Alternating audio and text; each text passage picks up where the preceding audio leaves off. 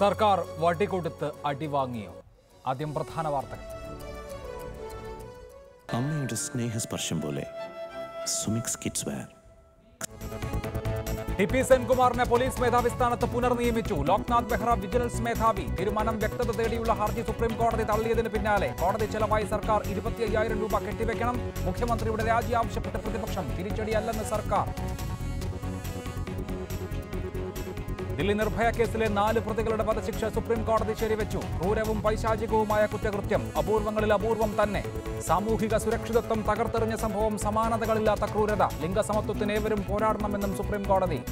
Congress Mani group സ്പർദ്ധ മൂർച്ഛിപ്പിച്ച് ജോസ് കെ മാണി. സിപിഐഎമ്മുമായി കൂട്ടുകൂടിയത് നിരന്തരം അപമാനിച്ച കോൺഗ്രസിന് മറുപടി നൽകാൻ മാണിയുമായി ഇനി ബന്ധം പാടില്ലെന്ന് കോട്ടയം DCCയുടെ പ്രമേയം.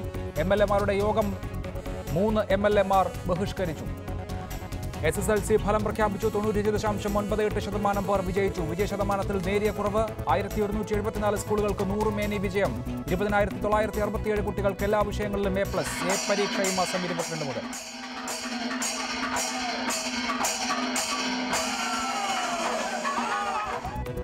ദൃശ്യശ്രവ്യ വിസ്മയമായി തൃശൂർ പൂരത്തിന്റെ കുടമാറ്റം.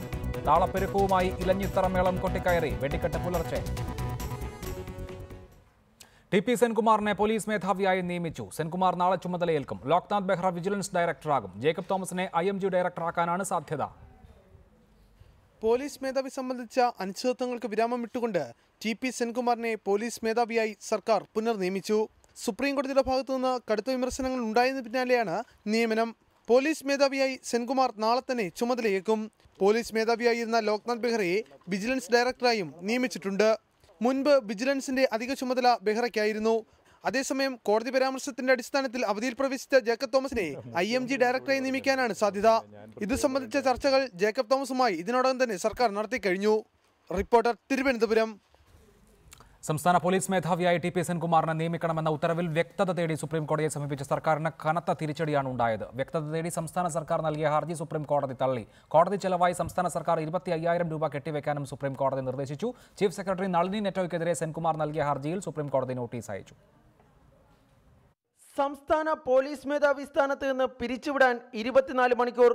പുനർനിയമിക്കണമെന്ന ഉത്തരവ് 13 ദിവസം കഴിഞ്ഞിട്ടും നടപ്പിലാക്കുന്നില്ല. ഇത് സുപ്രീം കോടതിയെ കളിയാക്കുന്നതിന് തുല്യമാണ്. ടി.പി. സെൻകുമാറിന്റെ അഭിഭാഷകൻ ദുഷ്യന്ത് ദാവയുടെ ഈ വാദത്തോടെയാണ് ചീഫ് സെക്രട്ടറി നളിനി നെറ്റോയ്ക്കെതിരായ കോടതിയലക്ഷ്യ ഹർജിയിൽ ഇന്ന് സുപ്രീം കോടതിയിൽ വാദം ആരംഭിച്ചത്. സെൻകുമാറിന് ഇനി അധികകാലം സർവീസ് ഇല്ല. അതുകൊണ്ട് നിയമനം പരമാവധി വൈകിപ്പിക്കുകയാണ്. സെൻകുമാറിനെ പുനർനിയമിക്കണമെന്ന ഉത്തരവ് സുപ്രീം കോടതി പുറത്തിറക്കിയതിനു ശേഷം വ്യാപകമായ തോതിൽ കേരള പോലീസിൽ സ്ഥലം മാറ്റങ്ങൾ നടക്കുകയാണ്.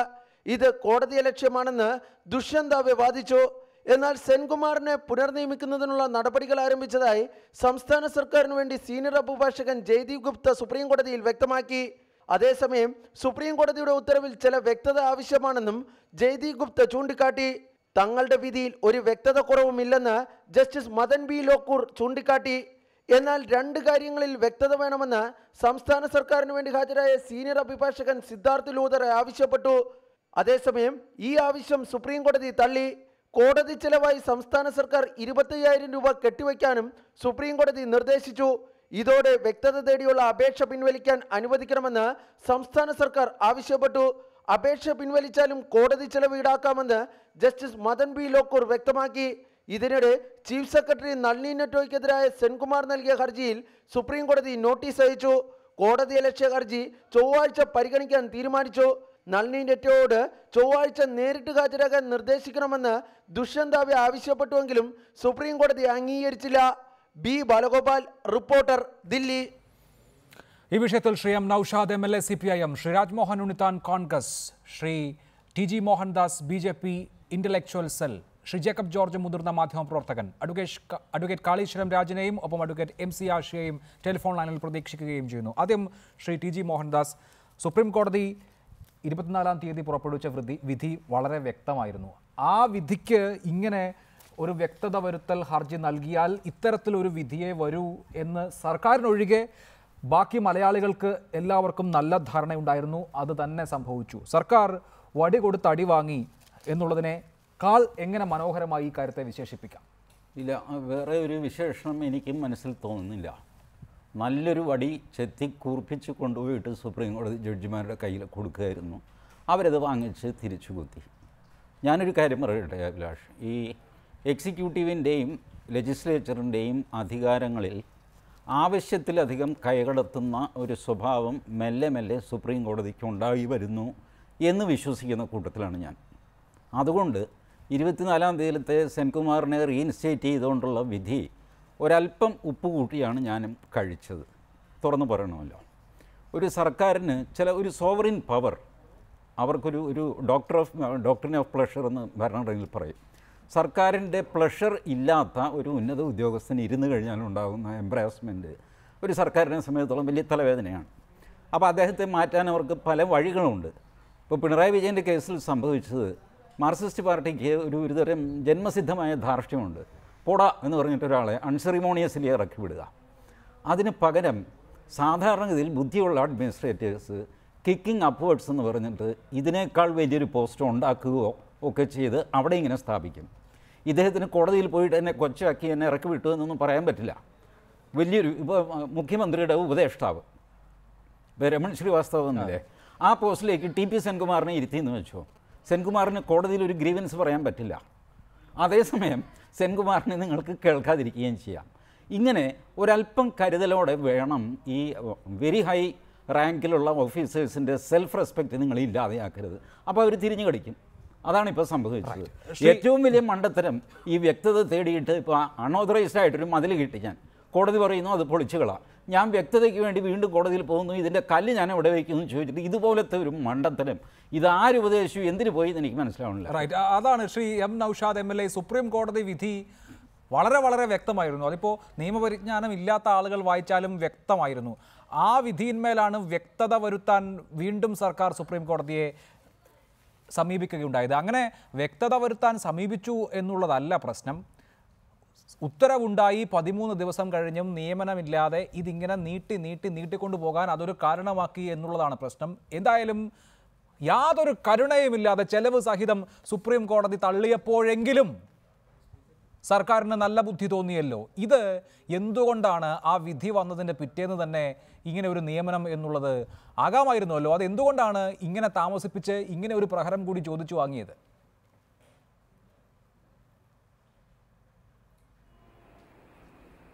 അല്ല അഭിലാഷ്, ഇവിടെ നിങ്ങളിപ്പോൾ സ്വാഭാവികമായിട്ടും ഇങ്ങനെ സർക്കാരിനേറ്റ തിരിച്ചടി, കനത്ത പ്രഹരം എന്നൊക്കെ പറഞ്ഞ് ചർച്ച ചെയ്യാൻ വേണ്ടിയിട്ട് എന്താണ് ഒരു DGP ആയിട്ടിരുന്ന ഒരു സർക്കാർ മാറി വന്നപ്പോൾ സാധാരണ നടക്കുന്ന നടപടിക്രമങ്ങളുടെ ഭാഗമായി ഉദ്യോഗസ്ഥനെ മാറ്റി സീറ്റ് മാറ്റാനുള്ള അവകാശം സർക്കാരിനുണ്ട്. നിലവിൽ ഇപ്പോഴും ഈ സുപ്രീം കോടതി വിധിയിൽ പോലും കേരള പോലീസ് ആക്ടിൽ 97(2) പറയുന്ന ആ ഭാഗം അല്ലെങ്കിൽ ആക്ടോ സുപ്രീം കോടതി ബാൻ ചെയ്തിട്ടില്ല. നമുക്കൊരു പോലീസ് ആക്ട് ഉണ്ട്. ആ ആക്ടിന്റെ അടിസ്ഥാനത്തിലാണ് സർക്കാർ തീരുമാനമെടുത്തത്. ആ തീരുമാനത്തിനെതിരെ അദ്ദേഹം ട്രിബ്യൂണലിൽ പോയി, അത് ഹൈക്കോടതി പോയി. ഈ രണ്ട് സ്ഥലത്തും അദ്ദേഹത്തിന്റെ നിലപാടുകൾക്ക് എതിരായിട്ട് സർക്കാരിന് അനുകൂലമായ വിധിയാണ് ഉണ്ടായത്. തുടർന്ന് അദ്ദേഹം സുപ്രീം കോടതി പോയി. സുപ്രീം കോടതിയിൽ അദ്ദേഹത്തിന് അനുകൂലമായി വിധി കിട്ടിയപ്പോൾ നിങ്ങളെല്ലാവരും സർക്കാരിനേറ്റ തിരിച്ചടി എന്ന് പറഞ്ഞു. ഞാൻ ഇപ്പോൾ മറ്റൊരു സ്ഥലത്ത് ചോദിച്ചതുപോലെ തന്നെ ഞാൻ വീണ്ടും ചോദിക്കുന്നത്, അത് ഒരു വിധി വരുമ്പോൾ സർക്കാരിനേറ്റ തിരിച്ചടി എന്ന് പറയുമ്പോൾ നേരത്തെ ഇദ്ദേഹം ഹൈക്കോടതിയിലും ട്രിബ്യൂണലിലും ഒക്കെ പോയല്ലോ. സുപ്രീം കോടതി ഉത്തരവിടുന്നത് സുപ്രീം കോടതി ഉത്തരവ് പാലിക്കപ്പെടേണ്ടതാണ്. അതുണ്ടായിട്ടില്ല എന്നുള്ളതാണ് ഇവിടെ ഉണ്ടായ ആദ്യത്തെ പ്രശ്നം. താങ്കൾ സൂചിപ്പിച്ചു പോലീസ് ആക്ട് 97(2) അനുസരിച്ചാണ് സെൻകുമാറിനെ മാറ്റിയത്. ശരിയാണ്, പോലീസ് ആക്ട് അനുസരിച്ച് സർക്കാരിന് മാറ്റാം. ആ അധികാരത്തിൽ കോടതി കടന്നു കയറിയിട്ടുമില്ല. പോലീസ് ആക്ടിന്റെ ആ വകുപ്പ് അസാധുവാക്കിയിട്ടുമില്ല. സർക്കാരിന് ഉദ്യോഗസ്ഥനെ മാറ്റാൻ അധികാരമില്ല എന്ന് പറഞ്ഞിട്ടുമില്ല. എന്താണ് പ്രശ്നം? ആ ഉദ്യോഗസ്ഥനെ മാറ്റാനായി സർക്കാർ പറഞ്ഞ കാരണങ്ങൾ ശരിയല്ല എന്ന് കോടതിക്ക് ബോധ്യപ്പെട്ടു. വളരെ ഏകപക്ഷീയമായ കണ്ടെത്തലാണ് സർക്കാർ നടത്തിയത്. അത് തെറ്റാണ്, അൺഫെയർ ആണ് എന്ന് കണ്ടാണ് സുപ്രീം കോടതി ഇങ്ങനൊരു ഉത്തരവ് പുറപ്പെടുവിക്കുന്നത്. അങ്ങനെ ഒരു ഉത്തരവ് പുറപ്പെടുവിച്ചാൽ അതിന്റെ പിറ്റേന്ന് അദ്ദേഹത്തെ ആ സ്ഥാനത്ത് നിയമിച്ച് സുപ്രീം കോടതി വിധി നടപ്പാക്കാനുള്ള ബാധ്യത സർക്കാർ നിറവേറ്റാത്തത് കൊണ്ടാണ് ഈ പ്രശ്നം. അല്ല, അതുകൊണ്ട് നിങ്ങളിപ്പോ ഞാൻ പറഞ്ഞത് അതിപ്പോ നടപ്പിലാക്കി കഴിഞ്ഞപ്പോ ആ പ്രശ്നം തീർന്നല്ലോ. അങ്ങനാണെങ്കിൽ പിന്നെ എന്തിനാ ചർച്ച ചെയ്യുന്നത്? ഇതില് ഈ ലോക്നാഥ് ബെഹ്റയെ ഇത് നേരത്തെ ആകാമായിരുന്നു എന്നാണ് ശ്രീ എം നൗഷാദ് MLA പറഞ്ഞത്. അപ്പൊ അതിനോടൊപ്പം അതില് അല്ല, അങ്ങനെ ചർച്ച ചെയ്തിട്ട് കാര്യമുണ്ടോ സാറ്? അങ്ങനെ ചർച്ച ചെയ്തിട്ട് കാര്യമില്ല. ഒരു വ്യക്തത വരുത്താൻ വേണ്ടിയിട്ട് കോടതിയോട് ചോദിച്ചു. കോടതി തിരിച്ച് ഞാൻ ചോദിക്കുകയാണ്, കോടതി അങ്ങനെ പറഞ്ഞത് കൊണ്ടാണല്ലോ നമ്മൾ ഈ ചർച്ചയെല്ലാം നടത്തുന്നത്. കോടതി തിരിച്ച് ഈ വാദങ്ങൾ സ്വാഭാവികമായിട്ടും നടത്തിയ വാദങ്ങൾ കോടതിക്ക് ബോധ്യപ്പെടാത്തത് ബോധ്യപ്പെടുത്താൻ കഴിയാത്തില്ല, അല്ലെങ്കിൽ ബോധ്യപ്പെട്ടിട്ടില്ല. ഇതുകൊണ്ടാണ് ഇങ്ങനെ വന്നത്. തിരിച്ചു വന്നിരുന്നെങ്കിൽ നിങ്ങൾ എന്ത് പറയുമായിരുന്നു? സർക്കാർ ഇതിന്റെ നിലപാട് അങ്ങേയറ്റം ആഹ്ലാദകരം എന്ന് പറഞ്ഞ് ചർച്ച സംഘടിപ്പിക്കുമോ? ഇല്ലല്ലോ. അങ്ങനെയാണെങ്കിൽ ഹൈക്കോടതി വിധി വന്നപ്പോൾ നമ്മൾ ഹൈക്കോടതി വിധിയുടെ എത്രയോ വിധിയുടെ അടിസ്ഥാനത്തിൽ നമ്മൾ ചർച്ച നടത്തിയിട്ടുണ്ട്. പക്ഷേ സെൻകുമാർ അദ്ദേഹത്തിന്റെ എതിരായിട്ട് ഹൈക്കോടതി വിധിച്ചപ്പോൾ തർക്കിക്കാൻ വേണ്ടി പറയല, ഇങ്ങനെ ഒരു ഉത്തരവ് സുപ്രീം കോടതി ഇട്ടാൽ എന്ത് വ്യക്തതയാണ് സർക്കാരിന് വരാനുള്ളത്? ആ വ്യക്തത വരുത്തൽ ഹർജിക്ക്, അല്ലെങ്കിൽ ഇനി പുനഃപരിശോധന ഹർജിയാണെങ്കിൽ അതിന്റെ അവസ്ഥ എന്താകും എന്ന് നമുക്ക് നല്ല ബോധ്യമുള്ളതാണല്ലോ. ഈ നാട്ടിലുള്ള എല്ലാ ആളുകൾക്കും അറിയാം. കോടതി അതേ ബെഞ്ചിൽ തന്നെ വീണ്ടും സമീപിച്ച് ഇതിൽ വിശദമായ വാദം കഴിഞ്ഞ ഒരു കേസാണ്. അന്നില്ലാത്ത ഒരു വാദം ഇപ്പോൾ ഉപയോഗിച്ചാൽ അത് എങ്ങനെ അംഗീകരിക്കപ്പെടാനാണ്? നമ്മളുടെ ഒരു ലോജിക് അനുസരിച്ച് ചിന്തിച്ചാൽ മതിയല്ലോ. അങ്ങല്ല, ഉത്തരവ് വന്നപ്പോ അതല്ല അഭിലാഷേ, ഞാൻ പറഞ്ഞ 3 പേരെ ചേർത്തുകൊണ്ടുള്ള ഒരു ഉത്തരവാണ് ഇറക്കിയത്. ആ ഉത്തരവ് കോഷ് ചെയ്ത് കോടതി ഒരു ഉത്തരവ് തന്നപ്പോൾ അതിൽ ഈ ബാക്കിയുള്ളതിനെ സംബന്ധിച്ചൊരു വ്യക്തത ചോദിച്ചുകൂടെ? അതിനകത്തൊരു വ്യക്തത വരുത്തുന്നതിനകത്ത് എന്താണ് തെറ്റ്? ഒന്ന് ചോദിക്കുന്നത് വ്യക്തത വരുത്താം. അത് പക്ഷേ ടി.പി. സെൻകുമാറിനെ പോലീസ് മേധാവിയായി നിയമിക്കണമെന്ന സുപ്രീം കോടതി ഉത്തരവ് നടപ്പാക്കിയതിന് ശേഷമായി താങ്കൾ പറയുന്നത് പോലെ ശരി, എന്താണ് ഈ ഉത്തരവിലെ ബാക്കി 3 പേർക്ക് സംഭവിക്കുക എന്ന വ്യക്തത സുപ്രീം കോടതിയോട് തേടാമായിരുന്നു. ഞാൻ അങ്ങേലേക്ക് മടങ്ങിയെത്താം. ശ്രീ ജേക്കബ് ജോർജ്, ഈ നിയമവിദഗ്ധരും എന്തിന് രാഷ്ട്രീയ നേതാക്കൾ തന്നെയും ഈ കേസിൽ ഇനി നിയമ പോരാട്ടത്തിന് പോയാൽ സർക്കാരിന് യാതൊരു ഗുണവും ഉണ്ടാകില്ല എന്ന് ഈ വിധി വന്നതിന്റെ പിറ്റേന്ന് പറഞ്ഞതാണ്. എത്രയും പെട്ടെന്ന് നടപ്പാക്കണമെന്ന് ലോ സെക്രട്ടറി അഡ്വൈസ് ചെയ്തതാണ്. എന്തിന് ചീഫ് സെക്രട്ടറിക്കും അതേ നിലപാടായിരുന്നു എന്നാണ് മനസ്സിലാക്കുന്നത്. പിന്നെയും പിടിവാശി കാണിച്ച് ഇത് നീട്ടി കൊണ്ടുപോയി ഒടുവിൽ സുപ്രീം കോടതിയിൽ നിന്ന് ഇങ്ങനെ ഒരു അടി ഇരന്ന് വാങ്ങിക്കുകയായിരുന്നില്ലേ സർക്കാർ?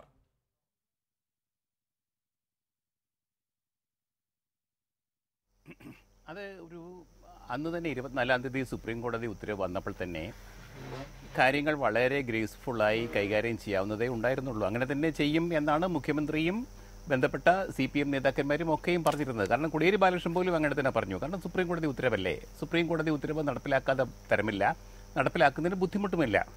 പക്ഷെ പിന്നീട് അതങ്ങ് വൈകിപ്പോയി. അതുകൊണ്ട് തന്നെയാണ് സെൻകുമാർ സുപ്രീം കോടതിയിൽ പോകാനും കണ്ടംപ്റ്റ് ഓഫ് കോർട്ട് പ്രൊസീഡിങ്സിലേക്ക് കടക്കാനും ഇടയാക്കിയത്. പക്ഷേ എനിക്ക് ഒരു പറയാനുള്ളത്, ഗവൺമെൻറ്റിന് ഒരു അധികാരമുണ്ട്. ഒരു ഗവൺമെൻറ് പുതുതായിട്ട് വരുമ്പോൾ ആ ഗവൺമെൻറ്, ബഹുമാനപ്പെട്ട TG മോഹൻദാസ് പറഞ്ഞത് അത് തന്നെയാണ്, ആ ഗവൺമെൻറ്റിന് ചില അധികാരങ്ങളുണ്ട്. ഉദ്യോഗസ്ഥന്മാരെ മാറ്റി നിയമിക്കുന്നതും, തങ്ങൾക്കിഷ്ടമുള്ള, തങ്ങൾക്ക് കൂടുതൽ വിശ്വാസമുള്ള, അങ്ങനെ പറയുന്നതായിരിക്കും കുറച്ചും കൂടെ നല്ലത്. ഉദ്യോഗസ്ഥരെ ചീഫ് സെക്രട്ടറി ആയാലും DGP ആയാലും ഉയർന്ന സ്ഥാനങ്ങളിലൊക്കെ നിയമിക്കുക എന്നുള്ളത് സ്വാഭാവികമായി ജനാധിപത്യ വ്യവസ്ഥയിൽ അംഗീകരിക്കുന്നതാണ്, അംഗീകരിക്കപ്പെടേണ്ടതാണ്. പക്ഷേ ഇവിടെ സെൻകുമാറിന് പ്രശ്നം പറ്റിയത്, മാന്യമായിട്ട് അദ്ദേഹത്തിന് ഒന്നുകിൽ വേറൊരു സ്ഥാനം കൊടുക്കാമായിരുന്നു, അദ്ദേഹത്തിന് വേറെ ഏതെങ്കിലും ലാവണത്തിലേക്ക് അദ്ദേഹത്തോട് പറഞ്ഞു വിടാമായിരുന്നു. പക്ഷേ സംഭവിച്ചത് അത് രാഷ്ട്രീയ തലത്തിലല്ല സംഭവിച്ചത്, ഉദ്യോഗസ്ഥ തലത്തിൽ ഇദ്ദേഹത്തിനെതിരെ ഫയലുകൾ ഉണ്ടാക്കി. മുൻ UDF-ന്റെ ഭരണകാലത്തും പിന്നീട് ഇപ്പോഴത്തെ ഗവൺമെന്റ് ഉദ്യോഗസ്ഥ തലത്തിലെ പോര് എന്നുള്ള വാദം വളരെ ശക്തമാണ്. ഞാൻ അതിലേക്ക് മടങ്ങിയെത്താം. ശ്രീ ജേക്കബ് ജോർജ്, ഞാൻ അതിലേക്ക് മടങ്ങിയെത്താം. ഇവിടെ ശ്രീ TG മോഹൻദാസ്, അങ്ങനെ അന്നത്തെ ആഭ്യന്തര വകുപ്പ് സെക്രട്ടറിയുടെ, അതായത് ഇന്നത്തെ ചീഫ് സെക്രട്ടറിയുടെ ഒരൊറ്റ നിലപാടിന്റെ പുറത്ത് അധികാരമേറ്റതിന്റെ പിറ്റേന്ന് മുഖ്യമന്ത്രി ഇങ്ങനെ ഒരു നിലപാടെടുത്തതായിരിക്കും എന്ന് ഊഹിക്കാൻ, അല്ലെങ്കിൽ അതായിരിക്കും കാരണം എന്ന് നമ്മൾ വിശ്വസിക്കാൻ യുക്തിയുണ്ടോ? ഇല്ല, അത് രണ്ടുപേരുടെയും ഇൻട്രസ്റ്റ് യാദൃച്ഛികമായിട്ട് ഒന്നായിട്ട് വന്നു. പിണറായി വിജയൻ്റെ മനസ്സും നളിനി നെറ്റയുടെ മനസ്സും ഒരേപോലെ പ്രവർത്തിച്ചു. നളിനി നെറ്റ എഴുതി കൊടുത്തു, പിണറായി വിജയൻ ഒപ്പിട്ടു, ടപ്പെന്ന് പറഞ്ഞ് കാര്യങ്ങൾ നീക്കി. ഇതിൻ്റെ ഒന്നും ആവശ്യം ഉണ്ടായിരുന്നില്ല. ഇപ്പോൾ ഇവർ ചെയ്തതെന്താ, ഇന്നലെ കേരള അഡ്മിനിസ്ട്രേറ്റീവ് ട്രിബ്യൂണലിലെ മെമ്പറായിട്ട് ടി.പി. സെൻകുമാറിനെ നിയമിക്കാൻ തീരുമാനിച്ചു. ഇത് അന്ന് ചെയ്തിരുന്നു എന്ന് വയ്ക്കുക. ഇദ്ദേഹത്തെ ഈ ഹൗസിംഗ് കോപ്പറേറ്റീവ് സൊസൈറ്റിയുടെ പ്രസിഡൻ്റ് ആക്കാനൊക്കെ പോകുന്നതിന് പകരം ഇങ്ങനൊരു ഓണറബിൾ എക്സിറ്റ് കൊടുത്തിരുന്നെങ്കിൽ ആ ഓഫീസർ വയസ്സുകാലത്ത് സുപ്രീം കോടതിയിൽ പോകില്ലായിരുന്നു.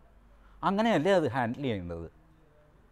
നിങ്ങൾക്ക് ഒരാളോട് ദേഷ്യമുണ്ടെങ്കിൽ ആ ദേഷ്യം അങ്ങോട്ട് കടലാസിൽ എഴുതി വെച്ചിട്ട് അയാളെ ഇറക്കി വിടാൻ പോയി കഴിഞ്ഞാൽ കോടതി ഇടപെടും. അതിന് പകരം നിങ്ങളുടെ ദേഷ്യം മറച്ചു വെച്ച് അയാൾക്ക് ദോഷമില്ലാത്ത രീതിയിൽ നിങ്ങളുടെ പാതയിൽ നിന്ന് അയാളെ ഒഴിവാക്കുക എന്നുള്ളതാണ് അഡ്മിനിസ്ട്രേഷൻ എന്ന് പറയുന്നത്. അതിന് പകരം ഈ മസിൽ പിടുത്തമാണ് മാർക്സിസ്റ്റ് പാർട്ടിയുടെ പ്രശ്നം. അവരിപ്പോഴും മസിൽ പിടിക്കുന്ന കണ്ടിട്ടില്ലേ? സുപ്രീം കോടതിയിൽ വ്യക്തത വരുത്തിയാൽ എന്താണെന്നാണ് ശ്രീ നൗഷാദ് ചോദിക്കുന്നത്. എന്താണെന്ന് ചോദിച്ചു കഴിഞ്ഞാൽ സിദ്ധാർത്ഥ ലുത്രയ്ക്ക് നിങ്ങൾ കാശ് എത്ര കൊടുത്തു? 25,000 രൂപ പിഴയെന്ന് പറഞ്ഞാൽ കേരളത്തിലെ ജനങ്ങൾക്കിട്ട പിഴയില്ലേ അത്? സർക്കാർ എന്ന് പറഞ്ഞു കഴിഞ്ഞാൽ സർക്കാർ ഖജനാവിൽ നിന്നല്ലേ കൊടുക്കാൻ പോകുന്നത്? ഇതൊക്കെ ഒരു നാണക്കേടല്ലേ? ഈ ചിലവുകളൊക്കെ അനാവശ്യ ചിലവിൻ്റെ ആവശ്യം എന്തായിരുന്നു? സുപ്രീം കോടതിയിൽ നിങ്ങൾ ഫൈറ്റ് ചെയ്തു. ഹരീഷ് സാൽവെ എണീറ്റ് നിന്നാൽ 35-40 ലക്ഷം രൂപ കൊടുക്കണം. ഹരീഷ് സാൽവയെ വെച്ചു, ആരും ഒരു കുറ്റം പറഞ്ഞില്ല. ഇത് കഴിഞ്ഞിട്ട് ഈ ഏഴാകൂടം പോയിട്ട് വ്യക്തത എന്ന് പറഞ്ഞിട്ട് തട്ടുമേടിക്കേണ്ട ആവശ്യം എന്തായിരുന്നു?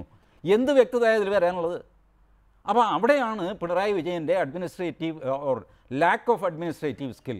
അതാണ് കേരളത്തിൻ്റെ ഒരു ശാപമായിട്ട്. ഇതിൽ മാത്രമല്ല, എല്ലാ ഇഷ്യൂ തൊടുന്നിടത്തെല്ലാം അദ്ദേഹം ഈ അബദ്ധം കാണിച്ചു വയ്ക്കുന്നു.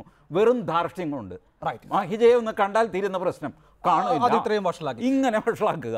ഇതിങ്ങനെ പ്രതിപക്ഷത്തിന് ആയുധം കൊടുത്തുകൊണ്ടിരിക്കുക എന്നുള്ളത് ഒരു വിനോദമാക്കി മാറ്റിയിട്ടുണ്ടോ ശ്രീ എം നൗഷാദ് മുഖ്യമന്ത്രി? ഇവിടെ സൂചിപ്പിച്ച ഒരു കാര്യം വളരെ പ്രസക്തമാണ്. ഒരു സുപ്രീം കോടതി ഉത്തരവ് നടപ്പാക്കാതെ അതിൻ്റെ വ്യക്തത വരുത്തലിന് പോയിട്ട് ഈ 25,000 രൂപ കെട്ടിവെക്കേണ്ടി വന്നു എന്നുള്ളത് മാത്രമല്ല, ഈ ജയദീപ് ഗുപ്തയ്ക്കും സിദ്ധാർത്ഥ് ലുത്രയ്ക്കും കൊടുത്ത പൈസ, ഇതാ ഇങ്ങനെ തോൽക്കാൻ പോകുന്ന ഒരു ഹർജിക്ക് വേണ്ടി കൊടുക്കുന്ന പൈസയും സർക്കാരിൻ്റെ പണമാണ്, പൊതുഖജനാവിലെ പണമാണ്, അതായത് ജനങ്ങളുടെ നികുതി പണമാണ്. വ്യക്തിപരമായ ഈഗോയുടെ പേരിൽ പൊതുഖജനാവിൽ നിന്ന് വെറുതെ പണം നശിപ്പിക്കുക എന്നുള്ള ഒരു പൊതുപ്രശ്നം കൂടി ഇക്കാര്യത്തിലുണ്ട്.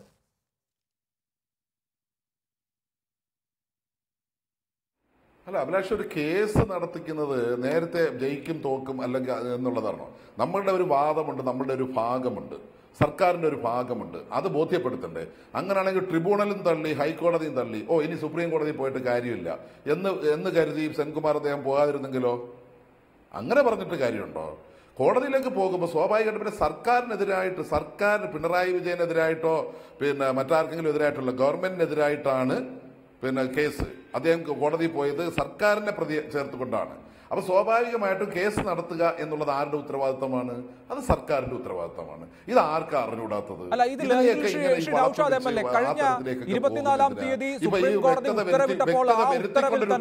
സർക്കാരിനെ വിമർശിക്കാൻ കോടതി തയ്യാറായിരുന്നില്ല എന്നോർക്കണം.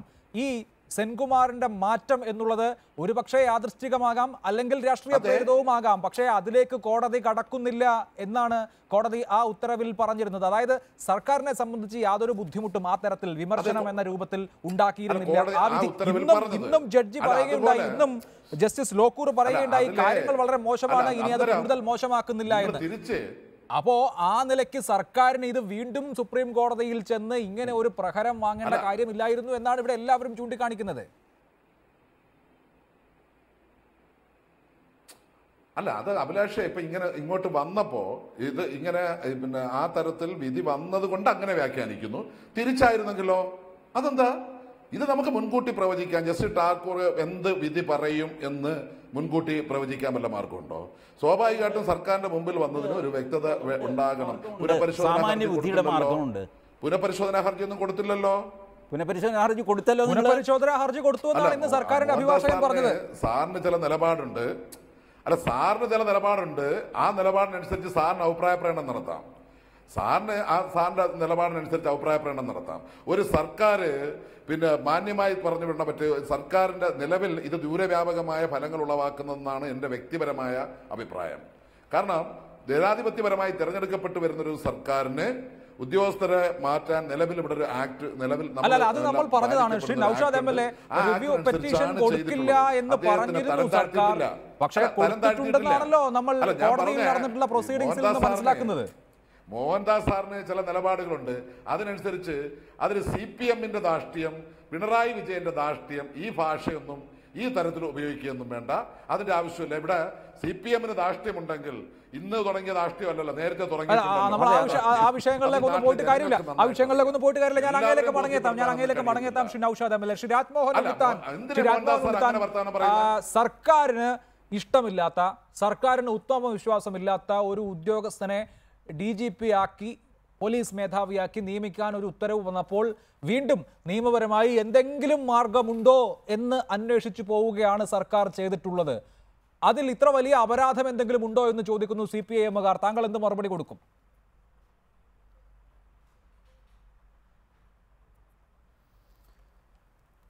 അല്ല, നമ്മുടെ രാജ്യം നിയമവാഴ്ചയുള്ള ഒരു രാജ്യമാണ്.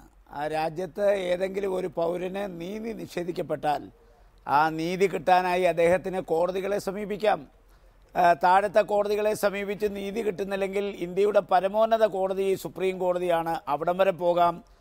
നീതി കിട്ടുന്നത് വരെ അദ്ദേഹത്തിന് പിന്നെ നീതിക്ക് വേണ്ടിയുള്ള പോരാട്ടം തുടരാം. ഇവിടെ സെൻകുമാർ അഡ്മിനിസ്ട്രേറ്റീവ് ട്രൈബ്യൂണൽ കേസ് കൊടുത്തു, അവിടെ അദ്ദേഹം പരാജയപ്പെട്ടു. ഹൈക്കോടതിയിൽ കേസ് കൊടുത്തു, അവിടെ പരാജയപ്പെട്ടു.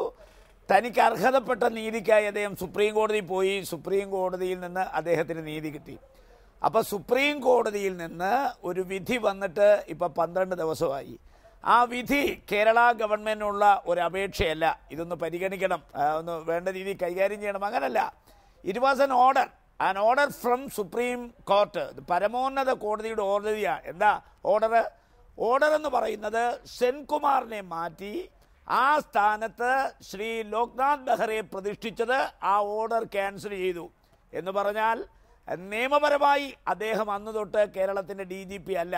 പിന്നെ സാങ്കേതികമായി ഗവൺമെൻറ് ഒരു നിയമനം കൊടുക്കണം.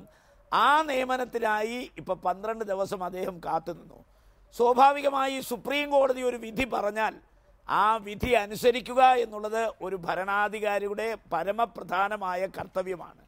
കാരണം നമ്മൾ നീതിന്യായ വ്യവസ്ഥയിൽ വിശ്വസിക്കുന്ന ഒരു രാജ്യത്തെ പൗരന്മാരാണ്. അപ്പോൾ സുപ്രീം കോടതി ഒരു വിധി പറഞ്ഞാൽ ആ വിധി പ്രാവർത്തികമാക്കുക എന്നുള്ളത് നിയമവാഴ്ചയുടെ അടിസ്ഥാന പ്രമാണമാണ്.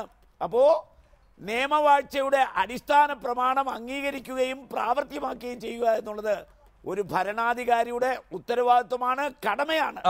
ഇത് കേരളത്തിലെ പൊതുജന സമൂഹം നോക്കി കണ്ടുകൊണ്ടിരിക്കുകയാണ്. കാരണം കോടതികളിൽ പോയി കോടതികളുടെ വിധി വന്നിട്ട് ഒരു മുഖ്യമന്ത്രി ആ വിധി അനുസരിക്കില്ല എന്ന് വരുമ്പോൾ അതൊരു പ്രേരണയായി മാറും. അങ്ങനെ പ്രേരണയായി കേരളത്തിലെ പൊതുജന സമൂഹം എടുത്താൽ പിന്നെ അനാർക്കിയിലേക്കാണ് പോകുന്നത്. നമ്മുടെ സംസ്ഥാനം അരാജകത്വത്തിലേക്ക് പോകും. അപ്പോൾ സംസ്ഥാനത്തെ അരാജകത്വത്തിലേക്ക് തള്ളിവിടാൻ ഒരു മുഖ്യമന്ത്രി മുൻകൈ എടുക്കുന്നുവെന്ന് പറഞ്ഞാൽ അദ്ദേഹം പൊതുജന സമൂഹത്തിന് മാതൃകയാകേണ്ട ആളല്ലേ? ശരി, അതാണ് താങ്കളുടെ വാദം. തുടരുക ശ്രീ രാജ്മോഹൻ ഉണ്ണിത്താൻ. ഞാൻ അങ്ങയിലേക്ക് മടങ്ങിയെത്താം. ജേക്കബ് ജോർജ്, ഇവിടെ കോടതിക്ക് തന്നെ ഉണ്ടായിട്ടുള്ള പ്രതീതി സുപ്രീം കോടതി ഉത്തരവിനെ അവമതിച്ചു എന്നുള്ളതാണ്. ഇന്ന് ദുഷ്യന്ത് ദാവെ അദ്ദേഹത്തിന്റെ ആർഗ്യുമെന്റ് തുടങ്ങിയത് തന്നെ they are mocking on your judgment എന്ന് പറഞ്ഞുകൊണ്ടാണ്. സുപ്രീം കോടതിയിൽ സർക്കാർ ഉന്നയിച്ചിട്ടുള്ള വാദങ്ങൾ നമ്മുടെ സാമാന്യ യുക്തിയെ തന്നെ പരിഹസിക്കുന്നതാണ്. സ്റ്റേറ്റ് പോലീസ് ചീഫായി റീഇൻസ്റ്റേറ്റ് ചെയ്യാനാണ് സുപ്രീം കോടതിയുടെ ഓർഡർ. യഥാർത്ഥത്തിൽ UDF സർക്കാരിൻ്റെ ഉത്തരവ് പ്രകാരം അദ്ദേഹം സ്റ്റേറ്റ് പോലീസ് ചീഫ് എന്ന പദവിയിലായിരുന്നില്ല, മറിച്ച് ഹെഡ് ഓഫ് ദ പോലീസ് എന്ന പദവിയിലായിരുന്നു.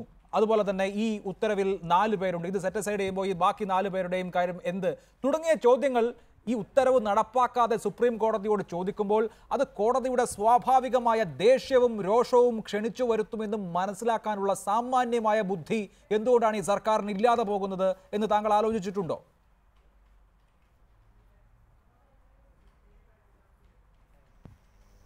തീർച്ചയായിട്ടും റിവ്യൂ പെറ്റീഷൻ കൊടുക്കുന്നതിന് മുമ്പ് തന്നെ സെൻകുമാറിനെ നിയമിക്കുന്ന ഉത്തരവ് ഒപ്പിട്ട ശേഷം ആയിരുന്നുവെങ്കിൽ സ്വാഭാവികമായിട്ടും അതിനൊരു ഭംഗിയുണ്ടായിരുന്നു. സുപ്രീം കോടതി ഇത്രയും ദേഷ്യം പ്രകടിപ്പിക്കുമായിരുന്നില്ല. സെൻകുമാറിനെ നിയമിച്ച ശേഷമായിരുന്നു ചോദിച്ചിരുന്നുവെങ്കിൽ ആ ചോദ്യങ്ങൾ പലതും ബാലിശവുമാണ്. അതാണ് ഗവൺമെൻറ്റിൻ്റെ ഒരു പരാജയം.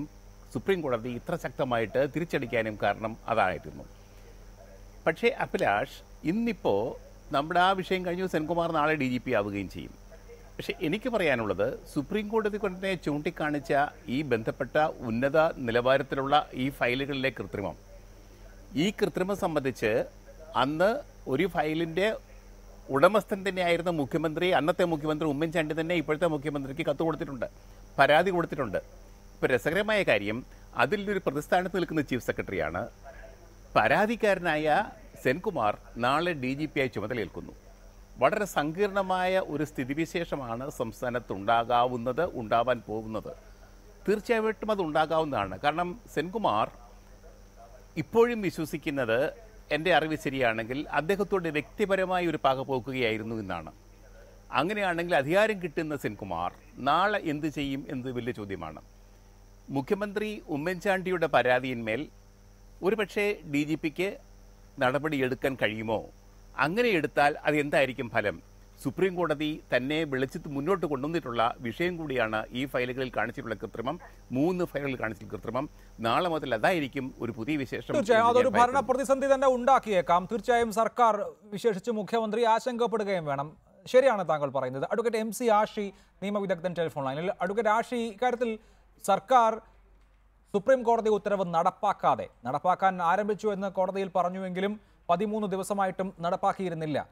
മാറ്റാൻ 24 മണിക്കൂറേ വേണ്ടി വന്നുള്ളൂ. പക്ഷേ സുപ്രീം കോടതി ഉത്തരവനുസരിച്ച് പുനർനിയമിക്കാൻ 13 ദിവസം വേണ്ടി വന്നിരിക്കുന്നു എന്നുള്ളതാണ് ഇവിടെ സെൻകുമാറിന്റെ അഭിഭാഷകർ കോടതിയിൽ ചൂണ്ടിക്കാണിച്ചിട്ടുള്ളതും. സർക്കാരിനിത് കുറച്ചുകൂടി നന്നായി കൈകാര്യം ചെയ്യാമായിരുന്നില്ലേ? അതൊരു വാദത്തിന് വേണമെങ്കിൽ നമുക്ക് പറയാൻ കഴിയുന്ന ഒരു കാര്യം മാത്രമാണെന്നാണ് എനിക്ക് തോന്നിയിട്ടുള്ളത്. ഇപ്പൊ ഉദാഹരണത്തിന് ശ്രീ സെൻകുമാറിനെ നിയമിച്ചതിന് ശേഷം, ഉത്തരവ് നടപ്പാക്കിയതിനു ശേഷമാണ് ഈ ഹർജി കൊടുക്കുന്നതെങ്കിൽ ആ ഹർജി യഥാർത്ഥത്തിൽ കാലഹരണപ്പെട്ടു പോയി എന്നുള്ള ഒരു ധാരണയിലാണ് കൈകാര്യം ചെയ്യപ്പെടാൻ പോകുന്നത്. ഏതായാലും ആ വിധി നടപ്പാക്കി കഴിഞ്ഞു, അദ്ദേഹത്തെ നിയമിച്ചും കഴിഞ്ഞു. അപ്പൊ ഇതിന്റെ മറ്റു വസ്തുതകൾ ഈ കാര്യത്തിലേക്ക് കണക്കാക്കേണ്ടതില്ല എന്ന് വേണമെങ്കിൽ പറയാം. അപ്പൊ അത് സാങ്കേതികമാണ്. ഏതർത്ഥത്തിൽ എടുക്കും, ഇപ്പൊ സംഭവിച്ചതുപോലെ ഏതർത്ഥത്തിൽ അത് എടുക്കുമെന്ന് നമുക്ക് മുൻകൂർ തീരുമാനമുണ്ടാക്കി പറയാൻ വേണ്ടിയിട്ട് കഴിയുകയില്ല. ഇവിടെ പക്ഷെ ഒരു കാര്യം നമ്മൾ ചർച്ച ചെയ്യപ്പെടാതെ പോകുന്ന ഒരു വളരെ പ്രധാനപ്പെട്ട ഒരു വിഷയം, ഇക്കാര്യത്തിൽ ബഹുമാനപ്പെട്ട സുപ്രീം കോടതിയുടെ നിലപാട് കേരള സർക്കാരിന് എതിരായിരുന്നു എന്നുള്ളതാണ്. അത് അതിന്റെ ആദ്യത്തെ ജഡ്ജ്മെന്റിൽ തന്നെ വളരെ കൃത്യമായിട്ട് ബഹുമാനപ്പെട്ട സുപ്രീം കോടതി പറഞ്ഞിട്ടുണ്ട്. മുൻപ് പ്രകാശ് സിംഗ് കേസിലും മറ്റുമൊക്കെ സുപ്രീം കോടതി നിർദ്ദേശം കൊടുത്തതുപോലെ തന്നെ ഒരു സ്റ്റേറ്റ് സെക്യൂരിറ്റി കമ്മീഷൻ രൂപീകരിക്കണമെന്നും ആ കമ്മീഷനെ സ്വാധീനിക്കപ്പെടാൻ പാടില്ലെന്നും അതിന്റെ നിയന്ത്രണങ്ങൾക്കും വിധേയമായിട്ടും മറ്റു കാര്യങ്ങൾക്കും അടിസ്ഥാനപ്പെടുത്തി ഇത് പ്രവർത്തിക്കണമെന്നുള്ള ഒരു നിർദ്ദേശം വെച്ചിരുന്നു. അതിന്റെ ഭാഗമായി കേരള പോലീസ് ആക്ട് റീകോൺസ്റ്റിറ്റ്യൂട്ട് 2011 അത് പുതിയ ആക്ട് പ്രഖ്യാപിക്കുകയും ചെയ്യുന്ന സമയത്ത് ഇൻകോർപ്പറേറ്റ് ചെയ്ത ചില സെക്ഷനാണ് ഈ 97 E എന്ന് പറയുന്ന വകുപ്പുകൾ ഉൾപ്പെടെ. പക്ഷെ ഇതിനകത്തൊക്കെ ഈ സെക്യൂരിറ്റി കമ്മീഷൻ റിപ്പോർട്ട് ഉൾപ്പെടെയുള്ള കാര്യങ്ങളിൽ സർക്കാരിന് പരമാധികാരം കിട്ടുന്ന രൂപത്തിലുള്ള വ്യവസ്ഥകൾ ഉൾക്കൊള്ളിച്ചതിലുള്ള ഒരു അസംതൃപ്തി കൃത്യമായിട്ട് കഴിഞ്ഞ ജഡ്ജ്മെന്റിനകത്ത് ബഹുമാനപ്പെട്ട സുപ്രീം കോടതി രേഖപ്പെടുത്തിയിട്ടുണ്ടായിരുന്നു. യഥാർത്ഥത്തിൽ ബഹുമാനപ്പെട്ട സുപ്രീം കോടതിയുടെ ഭാഗത്തുനിന്ന് അത്തരം ചില നിർദ്ദേശങ്ങളോ അഭിപ്രായങ്ങളോ ഉത്തരവുകളോ ഉണ്ടായാൽ തന്നെയും നിയമസഭകൾക്കും പാർലമെന്റിനും ഒക്കെ തനതായ രീതിയിൽ നിയമം ഉണ്ടാക്കുന്നതിനും ആവിഷ്കരിക്കുന്നതിനും ഒക്കെയുള്ള അധികാരമുണ്ട് എന്ന് നമുക്ക് അറിയാവുന്ന ഒരു കാര്യമാണ്. ഇത് യഥാർത്ഥത്തിൽ ഒരു അധികാരങ്ങളുടെ പരസ്പരമുള്ള പക്ഷെ അവിടെ അങ്ങനെ ഒരു പ്രശ്നമുണ്ടോ അഡ്വക്കേറ്റ് ആഷി? ഒന്ന്, കേരള പോലീസ് ആക്ട് ഉണ്ട് 2011 മുതൽ. ആ ആക്ട് അനുസരിച്ച് നിയമാനുസൃതം DGPയെ മാറ്റാം. ഞാൻ ഉദ്ദേശിക്കുന്നത് പോലീസ് മേധാവിയെ മാറ്റാം.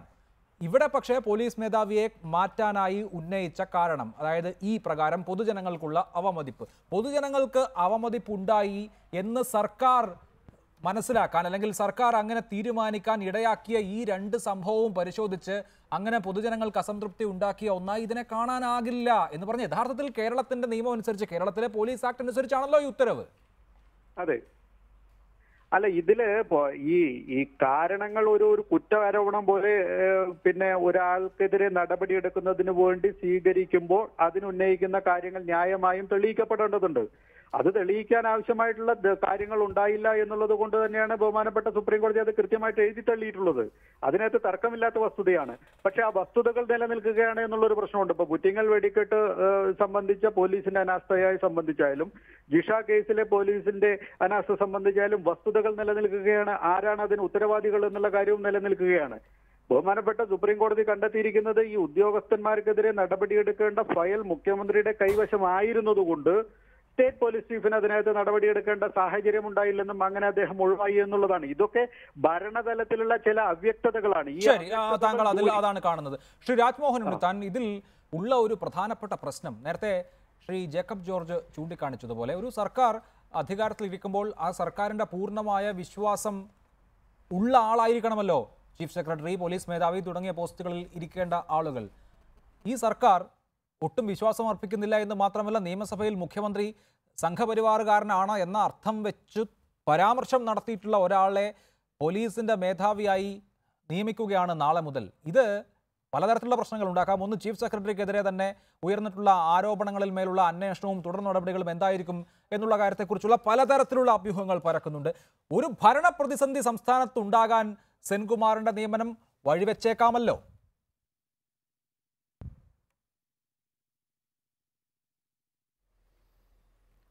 ബ്യൂറോക്രസിയിൽ മാത്രമല്ല രാഷ്ട്രീയത്തിലും തങ്ങൾക്ക് ആരെയെങ്കിലും ഇഷ്ടമല്ലെങ്കിൽ അവർ തങ്ങളുടെ രാഷ്ട്രീയ ബദ്ധവൈരികളുടെ പട്ടികയിൽപ്പെടുത്തി അപമാനിക്കുകയും അവഹേളിക്കുകയും ചെയ്യുന്നത് ഇപ്പം നമ്മുടെ കേരളത്തിൻ്റെ ഒരു പുതിയ കീഴ്വഴക്കമായി മാറിയിരിക്കുന്നു. അതുകൊണ്ട് എനിക്ക് സെൻകുമാറിനെ വളരെ അടുത്തറിയാം. അദ്ദേഹം ഒരു ഒബീഡിയൻ ഗവൺമെൻറ് സെർവൻ്റാണ്. അദ്ദേഹം വളരെ സത്യസന്ധനാണ്.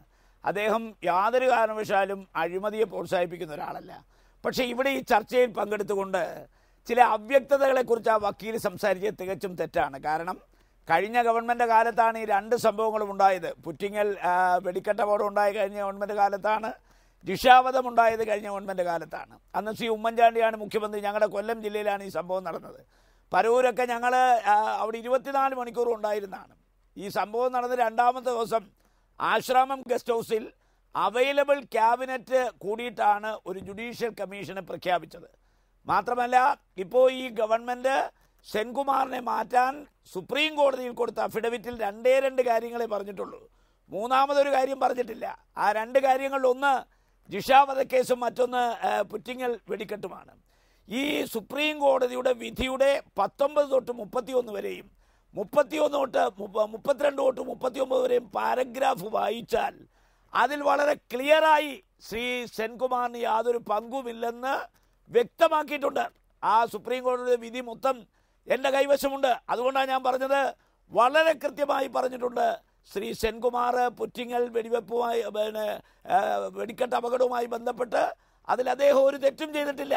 കഴിഞ്ഞ ഗവൺമെൻറ് മുഖ്യമന്ത്രി അത് സർട്ടിഫൈ ചെയ്തിട്ടുണ്ട്. ആ പേജുകളാണ് അന്നത്തെ ഹോം സെക്രട്ടറി ഇപ്പോഴത്തെ ചീഫ് സെക്രട്ടറി മാറ്റി വ്യാജ സത്യവാങ്മൂലം കൊടുത്തത്. ഇവിടെ ഒരു കാര്യം ഞാൻ പറയാം. 1996 റിട്ടയേർഡ് DGP സുപ്രീം കോടതിയിൽ കൊടുത്തൊരു ഹർജിയാണ്. അതാണല്ലോ പ്രകാശ് സിംഗ്. അത് 2006 വന്ന വെർഡിക്റ്റ്. അതിനകത്തൊരു കാര്യം അടിവരയിട്ട് പറയുന്നു, പോലീസിൻ്റെ പ്രവർത്തനത്തിൽ ഭരണ രാഷ്ട്രീയ സ്വാധീനം പരമാവധി കുറയ്ക്കണം. അതിൻ്റെ അടിസ്ഥാനത്തിലാണ് എല്ലാ സംസ്ഥാനത്തിലും പോലീസ് ആക്ട് കൊണ്ടുവന്നത്. ആ ആക്ട് കേരളത്തിൽ കൊണ്ടുവന്നത് ശ്രീ അച്യുതാനന്ദൻ കേരളത്തിലെ മുഖ്യമന്ത്രി ആയിരിക്കുമ്പോഴാണ്. ആ പോലീസ് ആക്ടിലെ അപാകതകൾ ഇപ്പോഴത്തെ ഗവൺമെന്റ് പ്രയോഗത്തിൽ വരുത്തിയ നടപടികൾ അതിലുള്ള അസ്വസ്ഥതയും അസംതൃപ്തിയും. ശരി, അതാണ് താങ്കളുടെ പോയിന്റ്. ഞാൻ അങ്ങയിലേക്ക് മടങ്ങിയെത്താം. ശ്രീ രാജ്മോഹൻ ഉണ്ണിത്താൻ, ഞാൻ അങ്ങയിലേക്ക് മടങ്ങിയെത്താം. ശ്രീ മോഹൻദാസ്, ഇവിടെ സെൻകുമാറിനെ നിയമിക്കാനുള്ള ഫയൽ പ്രോസസ്സിംഗിലാണ് എന്ന് ഇന്ന് കോടതിയിൽ വാദം തുടങ്ങിയപ്പോൾ തന്നെ കേരളത്തിന്റെ അഭിഭാഷകൻ കോടതിയുടെ ശ്രദ്ധയിൽപ്പെടുത്തിയിരുന്നു. അതിനുശേഷമുള്ള സംസാരത്തിനിടെയാണ് ഞങ്ങൾക്ക് 2 കാര്യങ്ങളിൽ വ്യക്തത വേണം എന്ന് സിദ്ധാർത്ഥ് ലൂത്ര ആവശ്യപ്പെടുന്നത്. അതേത് 2 കാര്യമെന്ന് കേൾക്കുന്നതിന് മുൻപ് തന്നെ justice Lokur our judgment is clear എന്ന് വ്യക്തമാക്കുകയാണ് ഉണ്ടായത്. ഇവിടെ ശരിയാണ്, കേസ് കേട്ട് വിധി പറഞ്ഞ ആ ബെഞ്ച് തന്നെയാണ്. അവർക്ക് ഈ കേസിനെ സംബന്ധിച്ചൊരു വ്യക്തതയുടെ പ്രശ്നം ഉണ്ടാകില്ല. എങ്കിൽ പോലും കേരളത്തിന്റെ കേസിനെ മുൻവിധിയോടുകൂടി സമീപിച്ചിട്ടുണ്ടാകാമോ കോടതി? മുൻവിധിയോടെയുള്ള സമീപനം ഒരു തെറ്റായ പ്രയോഗമാണെങ്കിൽ അങ്ങനെ കോടതി ചെയ്തിട്ടില്ല. കോടതിയെ സംബന്ധിച്ച് സുപ്രീം കോടതിയിൽ കൊലക്കേസ് പോലും വാദിക്കുന്ന പലപ്പോഴും അരമണിക്കൂർ 3/4 മണിക്കൂറൊക്കെയാണ്. ഈ ഒരു കാര്യം, ഒരു ചീള് കേസ് ഒരാളിനെ നിയമിക്കാൻ പറഞ്ഞിട്ട് അത് നിയമിച്ചില്ല എന്നിട്ട് വ്യക്തത എന്നൊക്കെ പറയുന്നത് എന്ത് വ്യക്തത? What is that? ഈ ഒരു മൈൻഡ് ബ്ലോക്ക് അവർക്കുണ്ടാവും. ഇതൊക്കെ സാമാന്യ ബുദ്ധിക്ക് അറിയാവുന്ന കാര്യമാണ്. ആരും ഈ ഹർജിയായിട്ട് പോവില്ല. ഞാൻ ഇപ്പോഴും പറയാം, ശ്രീ നൗഷാദ് ഇരിപ്പുണ്ടല്ലോ, ആരാണ് ഈ നിയമോപദേശം തന്നത്? നിയമ സെക്രട്ടറി ഇദ്ദേഹത്തെ നിയമിക്കണമെന്ന് തന്നെയാണ് എഴുതി കൊടുത്തത്. പിന്നെ ആരാണ് സുപ്രീം കോടതി പോകാനുള്ള ഒരു നിയമോപദേശം തന്നത്? ആരും കൊടുത്തിട്ടില്ല എന്നാണ് എനിക്ക് തോന്നുന്നത്. അത് മന്ത്രിസഭയുടെ ഒരു തീരുമാനം കൊടുക്കാൻ തീരുമാനിച്ചു. ആദ്യം അവർ സെൻകുമാറിന് എന്തോ ഒരു സിഗ്നൽ കൊടുത്തു, നിയമിക്കുന്നുണ്ട്, അതുകൊണ്ട് ആ കണ്ടംപ്റ്റ് പെറ്റീഷൻ മൂവ് ചെയ്യേണ്ട എന്നൊക്കെ പറഞ്ഞ് തിങ്കളാഴ്ച ഒന്ന് മടിച്ചല്ലോ സെൻകുമാറിൻ്റെ വക്കീൽ. അപ്പോൾ ഒരു പോസിറ്റീവ് സിഗ്നൽ ഇവർ കൊടുത്തിരുന്നു. പിന്നെ പെട്ടെന്ന് രാത്രി ഇതാ തകിടം മറിയുന്നു. ആരാണിത് തകിടം മറിച്ചത്? ഒന്നാമത് ഇതിൽ ഏറ്റവും വലിയ തലവേദന എന്താണെന്നറിയാമോ അഭിലാഷ്? നമ്മുടെ പോലീസ് മേധാവി എന്ന് നമ്മൾ മലയാളത്തിൽ പറയുന്ന ആൾ, ഇംഗ്ലീഷിൽ എന്താ ഡെസിഗ്നേഷൻ? DGP ആണോ, സ്റ്റേറ്റ് പോലീസ് ചീഫാണോ, അതോ ഹെഡ് ഓഫ് ദ പോലീസ് ആണോ? 2010 മുതൽ പോലീസിൻ്റെ വെബ്സൈറ്റിൽ കിടക്കുന്നത് സ്റ്റേറ്റ് പോലീസ് ചീഫ് എന്നാണ്. ഹൈക്കോടതിയിൽ കൊടുക്കുന്ന സകല സത്യവാങ്മൂലങ്ങളും സ്റ്റേറ്റ് പോലീസ് ചീഫ് എന്ന് പറഞ്ഞാണ് ഒപ്പിടുന്നത്. ഇദ്ദേഹം മാത്രമല്ല, 2010 മുതൽ ഞാൻ കാണുന്നു. DGP എന്ന് പറഞ്ഞു കഴിഞ്ഞാൽ അഡ്വക്കേറ്റ് മഞ്ചേരി ശ്രീധരൻ നായരാണ്, ഡയറക്ടർ ജനറൽ ഓഫ് പ്രോസിക്യൂഷൻ. അതിൻ്റെ കൺഫ്യൂഷനാണ് പാവം KSUക്കാർക്ക് തല്ലു വരെ കിട്ടി. അവർ മഞ്ചേരിയുടെ കോലം കത്തിക്കാൻ പോയി, പോലീസുകാർ വിചാരിച്ചു ലോകനാഥ് ബെഹ്റ എന്ന് പറഞ്ഞ് പോലീസുകാർ ആ കോലം എടുത്തുകൊണ്ട് ഓടുക. എന്തൊരു അപഹാസ്യമായ അവസ്ഥ. എന്നിട്ട് ഈ നമ്പർ സുപ്രീം കോടതിയിൽ ഇറക്കി, അദ്ദേഹത്തെ ഞങ്ങൾ ഹെഡ് ഓഫ് ദ പോലീസാണ്, സ്റ്റേറ്റ് പോലീസ് ചീഫ് വേറെയാണ് എന്ന് പറഞ്ഞിട്ട് സുപ്രീം കോടതിയിൽ അവർക്ക് ദേഷ്യം വരാതിരിക്കുമോ? ഇപ്പോഴെങ്കിലും ഇതിനൊക്കെ ഒരു വ്യക്തത വരുത്തണം. ഇദ്ദേഹത്തിൻ്റെ ഡെസിഗ്നേഷൻ എന്താ? DGP ആണോ, സ്റ്റേറ്റ് പോലീസ് ചീഫാണോ, ഹെഡ് ഓഫ് ദ പോലീസ് ആണോ? എന്തെങ്കിലുമൊക്കെ ഒന്ന് തീരുമാനിക്കും. പക്ഷേ നിങ്ങൾ എന്തൊരു കഷ്ടമാണ്. ശ്രീ നൗഷാദ് MLA, ഇവിടെ സർക്കാരിനെ സംബന്ധിച്ച് ഒരു ദുർവാശിയുടെ പ്രശ്നം ഇക്കാര്യത്തിൽ സ്വീകരിച്ചത് കൊണ്ടല്ലേ സുപ്രീം കോടതി ഒരു ഉത്തരവിടുന്നു, അത് നടപ്പാക്കുക എന്നുള്ള വളരെ സാധാരണമായ ഒരു പ്രക്രിയയിലേക്ക്, ഒരു ഭരണപരമായ നടപടിയിലേക്ക് പോയിരുന്നുവെങ്കിൽ ഇത്രയധികം വിമർശനങ്ങൾ കേൾക്കുമായിരുന്നില്ല. 24-ാം തീയതി ഉത്തരവ് വന്നു, 25-നോ 26-നോ ഈ പ്രശ്നം അങ്ങ് കെട്ടടങ്ങുമായിരുന്നു. പിന്നെ അദ്ദേഹത്തിന് സുപ്രീം കോടതി ഉത്തരവിൻ്റെ തന്നെ പ്രൊട്ടക്ഷൻ ഈ മെയ് 21-ാം തീയതി വരെയുള്ളൂ. അതായത് അദ്ദേഹത്തിൻ്റെ 2 വർഷത്തെ ടെന്യൂർ അവിടെ അവസാനിക്കുകയാണ്. അപ്പോൾ വേണമെങ്കിൽ സർക്കാരിന് മാറ്റാം. ഇനി അതും കഴിഞ്ഞിട്ട് 1 മാസം കഴിഞ്ഞാൽ അദ്ദേഹം റിട്ടയർ ആവുകയാണ്. അതല്ലാതെ ആചന്ദ്രതാരം അദ്ദേഹം ഇവിടെ പോലീസ് മേധാവിയായിട്ട് ഇരിക്കാനൊന്നും പോകുന്നില്ല.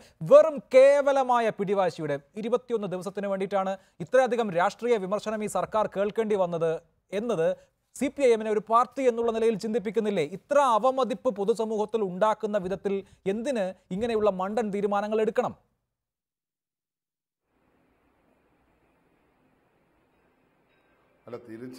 അഭിലാഷ് ഈ പറയുമ്പോൾ തിരിച്ചങ്ങനെയാണെങ്കിൽ ഞാൻ അങ്ങോട്ട് ചോദിക്കുന്ന ആദ്യം എന്റെ ചോദ്യം, ഇനിയിപ്പോ 2 മാസം ഈ 22-ാം തീയതി വരെ 10 ദിവസത്തേക്കായിട്ട് എന്തിന് ഈ ഇഷ്ടമില്ലാത്തവരുടെ കീഴിൽ എന്തിന് ഞാൻ DGP ആയിരിക്കണം എന്ന് കരുതി സെൻകുമാറിന് അങ്ങ് പൊയ്ക്കൂടെ? അല്ല, അത് അദ്ദേഹത്തിന്റെ വ്യക്തിപരമായ തീരുമാനമല്ലേ. അദ്ദേഹത്തിന്റെ പ്രശ്നം എന്താണ്? ഇനിയിപ്പോ 10 ദിവസം കൊണ്ട് ഇവിടെ എന്തെങ്കിലും മലമറിച്ച് കളയാം എന്നുള്ളതല്ല.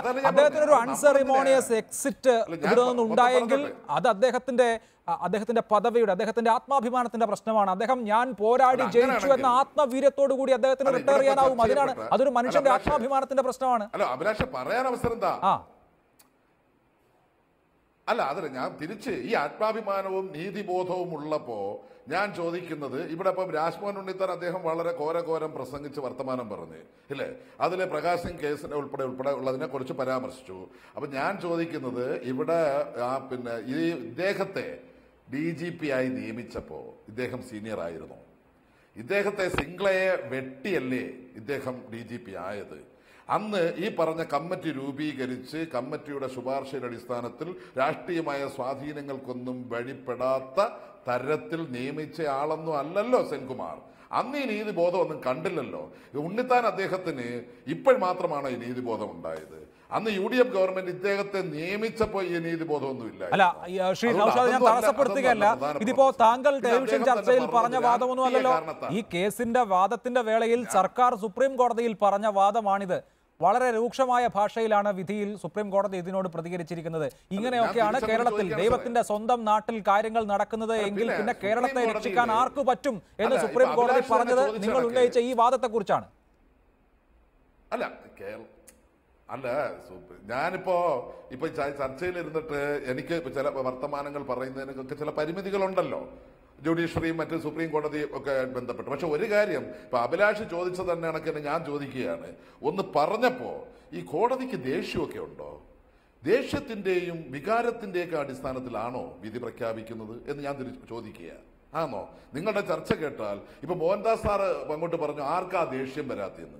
അപ്പൊ ദേഷ്യമൊക്കെ വരുന്ന ആളാണ്, ദേഷ്യത്തിന്റെ അടിസ്ഥാനത്തിൽ തീരുമാനമെടുക്കുന്നവരാണോ കോടതി? അതാണോ പരമോന്നത സുപ്രീം കോടതി? പരമോന്നത സുപ്രീം കോടതി നിയമത്തിന്റെ അടിസ്ഥാനത്തിൽ എടുത്ത ഒരു വിധി, പുറപ്പെടുവിച്ച ഒരു വിധി. ശ്രീ നൗഷാദ്, കേരളത്തിലെ പോലീസ് പ്രകാശ് സിംഗ് കേസിനെ റെഫർ ചെയ്തിട്ട് പോലുമല്ല, കേരള പോലീസ് ആക്ട് 2011 അനുസരിച്ച് അതിന്റെ 97(2)E ഒക്കെ പരിശോധിച്ച് കേരള പോലീസ് ആക്ടിന് അനുസൃതമായിട്ടല്ല ഈ മാറ്റം എന്ന് കണ്ടെത്തി നിയമപരമായി സുപ്രീം കോടതി പുറപ്പെടുവിച്ച 95 പാരഗ്രാഫിലായി സുപ്രീം കോടതി പുറപ്പെടുവിച്ച ഒരു വിധി നടപ്പാകാതെ വീണ്ടും സുപ്രീം കോടതിയുടെ അതേ ബെഞ്ചിന് മുൻപാകെ യാതൊരു തരത്തിലും യുക്തിയില്ലാത്ത ചില വാദങ്ങൾ ഉന്നയിച്ചാൽ മനുഷ്യന്മാരല്ലേ അല്പം ദേഷ്യമൊക്കെ ഓർത്തേക്കാം.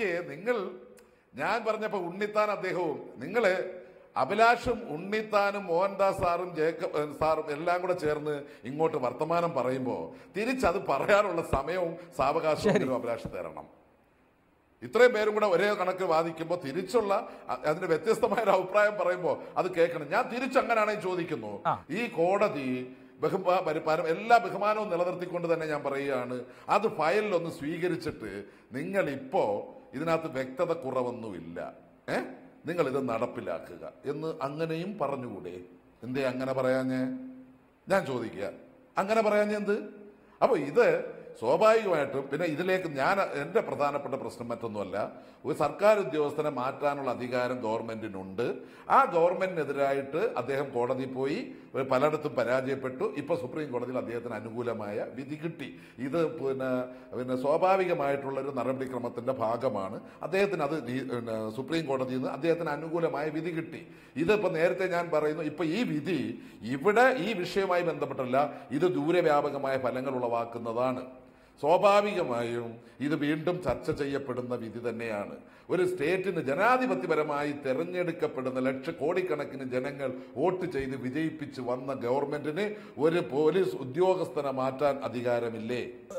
ശ്രീ അഡ്വക്കേറ്റ് നൗഷാദ്, എനിക്ക് താങ്കളെ ഈ വേളയിൽ തടസ്സപ്പെടുത്തേണ്ടി വരുന്നത് താങ്കൾ ആ വിധിയെ തെറ്റായി വാദിക്കുന്നത് കൊണ്ടാണ്, വ്യാഖ്യാനിക്കുന്നത് കൊണ്ടാണ്. സംസ്ഥാനത്തിന് ഒരു പോലീസ് ഉദ്യോഗസ്ഥനെ, അത് പോലീസ് മേധാവി ആയാലും, മാറ്റാൻ കഴിയില്ല എന്നോ മാറ്റാൻ അധികാരമില്ല എന്നോ സുപ്രീം കോടതി പറഞ്ഞിട്ടില്ല. സർക്കാരിന്റെ ആ അധികാരത്തിൽ കൈ കടത്തിയിട്ടുമില്ല.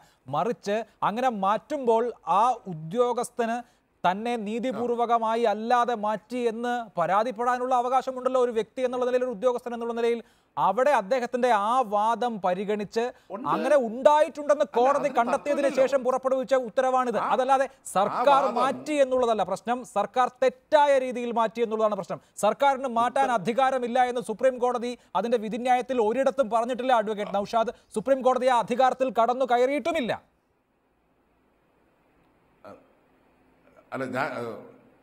ഞാൻ അഡ്വക്കേറ്റ് അല്ല കേട്ടോ. സോറി.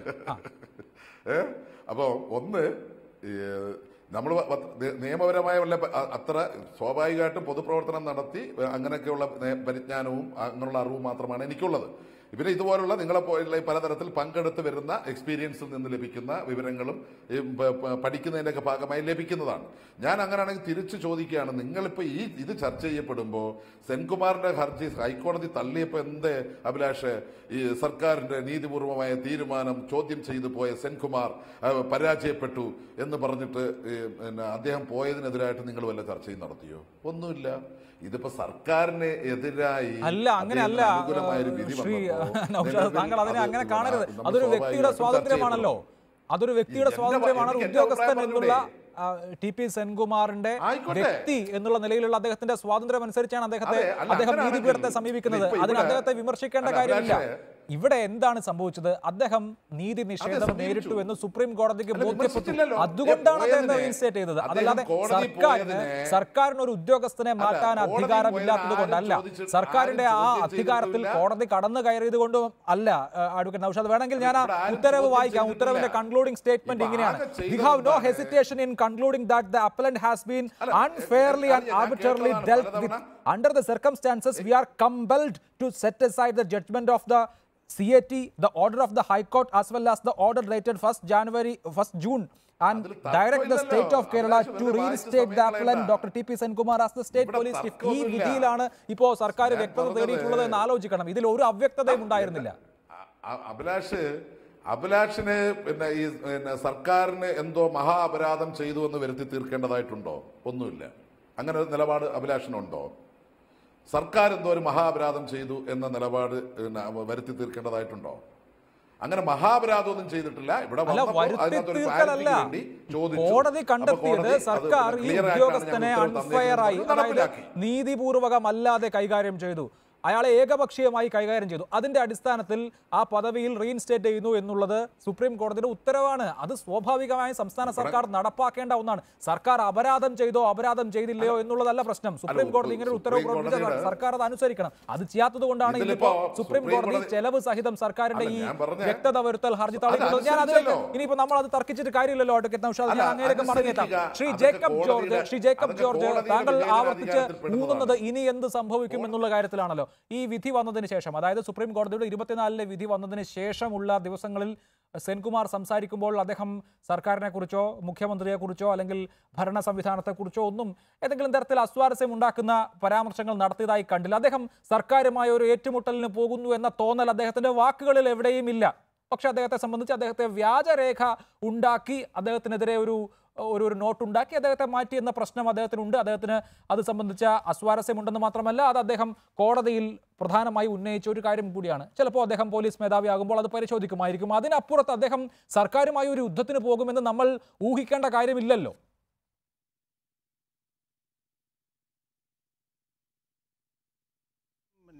സെൻകുമാർ അത്തരക്കാരനാണെന്ന് എനിക്ക് ഇതുവരെയും തോന്നിയിട്ടില്ല. ദീർഘകാലമായിട്ട് അദ്ദേഹത്തെ കേരളത്തിലെ ഒരു പ്രധാനപ്പെട്ട ഒരു കാശ് മേടിക്കാത്ത, യാതൊരു അഴിമതിയിലും പെടാത്ത ഒരു നല്ല ട്രാക്ക് റെക്കോർഡുള്ള ഉദ്യോഗസ്ഥൻ എന്ന നിലയ്ക്ക് സെൻകുമാറിനെ എനിക്കറിയാം. അദ്ദേഹം പിന്നെ രണ്ടാമത്തെ കാര്യം, അദ്ദേഹം മുഖ്യമന്ത്രിയുമായിട്ടോ ഗവൺമെൻറ്റുമായിട്ടോ ഒരു ഏറ്റുമുട്ടലിന് പോകുന്ന സ്വഭാവക്കാരനല്ല. പ്രധാനപ്പെട്ട കാര്യം, അദ്ദേഹത്തെ മോശമാക്കാൻ ശ്രമിച്ചതാര്, അദ്ദേഹത്തിൻ്റെ പ്രൊഫഷണലിസം ശരിയല്ല എന്ന് തെളിയിക്കാൻ പെടാപ്പാടുപെട്ടതാര്, തീർച്ചയായിട്ടും അതൊരു ചോദ്യമായിട്ട് ഉയരില്ലേ എന്നാണ് എൻ്റെ സന്ദേഹം. അത് ഗവൺമെൻറ് ആണെന്ന് ഞാൻ കരുതുന്നില്ല, മുഖ്യമന്ത്രി പിണറായി വിജയനാണെന്ന് യാതൊരു പങ്കുമില്ല. പക്ഷേ അദ്ദേഹത്തെ ആ സ്ഥാനത്ത് നിന്ന് മാറ്റിയ ശേഷം അദ്ദേഹത്തിനെതിരെ വളരെ ബോധപൂർവമായി ചില നീക്കങ്ങൾ നടന്നു. ഈ ഫയലിൽ കാണുന്നതിന് അപ്പുറത്ത് അദ്ദേഹത്തിന് നിയമനം നൽകുന്നതിൽ, അദ്ദേഹത്തിൻ്റെ പദവിക്ക് യോജിച്ച തരത്തിൽ ശമ്പളം കൊടുക്കുന്നതിൽ ഒക്കെയും സർക്കാരിൻ്റെ ഭാഗത്ത്, ഉദ്യോഗസ്ഥരുടെ ഭാഗത്തു നിന്ന് പിഴവുണ്ടായിട്ടുണ്ട്, വീഴ്ചയുണ്ടായിട്ടുണ്ട്, ഒരിക്കലും നടക്കാനാവാത്തത് നടന്നിട്ടുണ്ട്. അങ്ങനെ വീണ്ടും തിരിച്ച് നേരത്തെ നൗഷാദ് പറഞ്ഞതിന് ഞാൻ കൂടുതലുള്ള മറുപടിയാണിത്. അതിനൊക്കെ പ്രതികാരമായിട്ടാണ് സെൻകുമാർ കോടതിയെ സമീപിച്ചത്. അല്ലാതെ വെറുതെ ഒരു ജനാധിപത്യത്തിൽ തിരഞ്ഞെടുക്കപ്പെടുന്ന ഗവൺമെൻറ്റിന് മുഖ്യമന്ത്രിക്കും മന്ത്രിമാർക്കും രാഷ്ട്രീയക്കാർക്കും തന്നെയാണ് അധികാരം. ജനങ്ങളുടെ മാൻഡേറ്റ് ഈ തിരഞ്ഞെടുക്കപ്പെട്ട ജനപ്രതിനിധികൾക്കാണ്. അവർ പറയുന്ന ഒരു ഉദ്യോഗസ്ഥന്മാർ കേട്ടേ പറ്റൂ. അവർ പറയുന്ന ഉദ്യോഗസ്ഥരെ ഗവൺമെൻറ് പറയുന്ന സ്ഥാനത്ത് തിരുത്താനുള്ള സർവാധികാരവും ഗവൺമെൻറ് തന്നെയാണ്. അഭിലാഷ് ചൂണ്ടിക്കാണിച്ചതുപോലെ സുപ്രീം കോടതി അതിലൊന്നും കളി കടത്തിയിട്ടില്ല. പക്ഷേ ഇവിടെ വ്യക്തിപരമായിട്ട് സെൻകുമാറിനെ മോശക്കാരനാക്കാനായിട്ടും അദ്ദേഹത്തെ ഇല്ലാതാക്കാനും ഒരു ശ്രമം നടന്നിട്ടുണ്ട്. അത് ഉദ്യോഗസ്ഥ തലത്തിൽ നിന്നാണ് ഉണ്ടായത്. DGP ആയിട്ട് അദ്ദേഹം വീണ്ടും വരുമ്പോൾ എന്ത് സംഭവിക്കും എന്നുള്ളതായിരിക്കും ഒരു പ്രധാനപ്പെട്ട കാര്യം എന്ന് മാത്രമേ എനിക്ക് ചൂണ്ടിക്കാട്ടാനുള്ളൂ. അഭിലാഷ്. റൈറ്റ്. ശ്രീ രാജ്മോഹൻ ഉണ്ണിത്താൻ, ഇക്കാര്യത്തെ താങ്കൾ എങ്ങനെയാണ് കാണുന്നത്?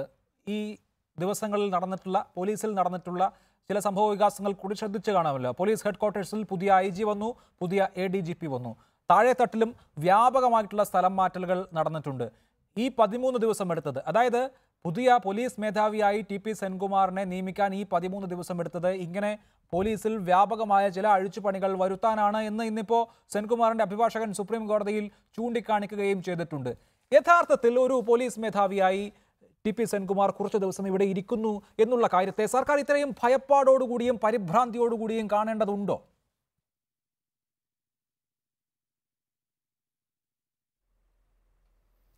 ഒരിക്കലുമില്ല.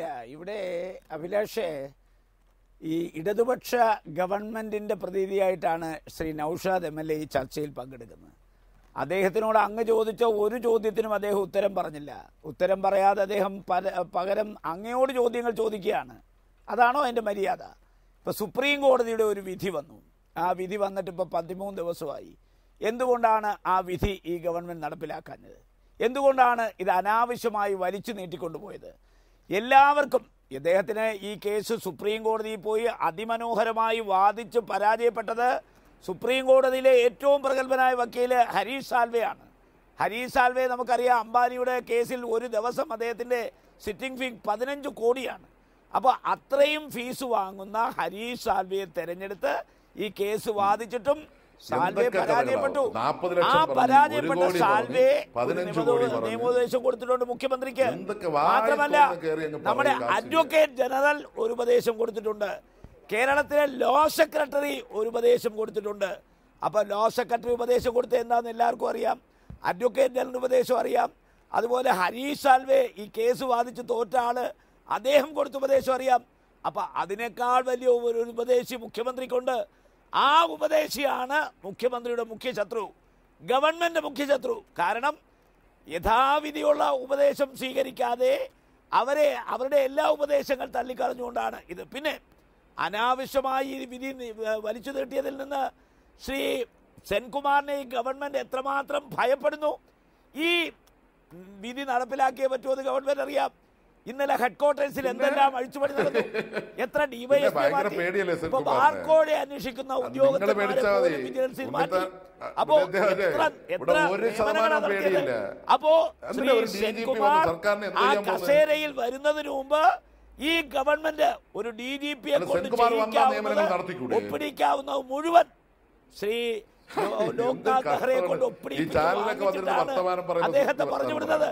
പക്ഷേ ഈ കണ്ടംന്റ് മുമ്പോട്ട് പോയാൽ അതിനൊക്കെ ലോക്നാഥ് ബെഹ്റ മറുപടി പറയേണ്ടി വരും. കാരണം സുപ്രീം കോടതിയുടെ വേർഡിക്റ്റ് വന്ന നിമിഷം മുതൽ ലോക്നാഥ് ബെഹ്റ DGP അല്ല.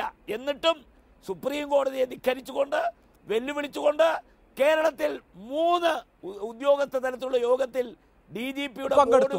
ലോക്നാഥ് ബെഹ്റ പങ്കെടുത്തു. ഇനിയിപ്പോ കണ്ടംപ്റ്റിന്റെ കേസ് വരുമ്പോ അതൊക്കെ വരുമോ എന്ന് എനിക്കറിയില്ല. നോക്കാം, നമുക്ക് അതിലേക്ക് വരാം.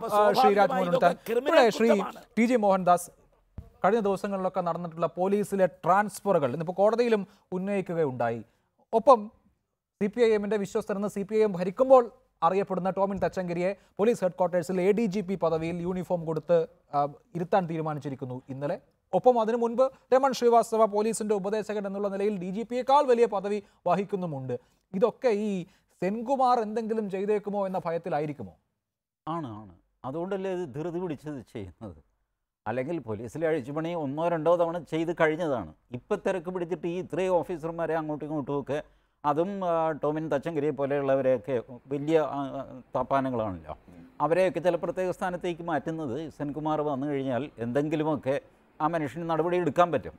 പക്ഷെ ഞാനിപ്പോഴും വിശ്വസിക്കുന്നത് സെൻകുമാർ ഒരു ഹൈലി സിവിലൈസ്ഡ് ഓഫീസറാണ്.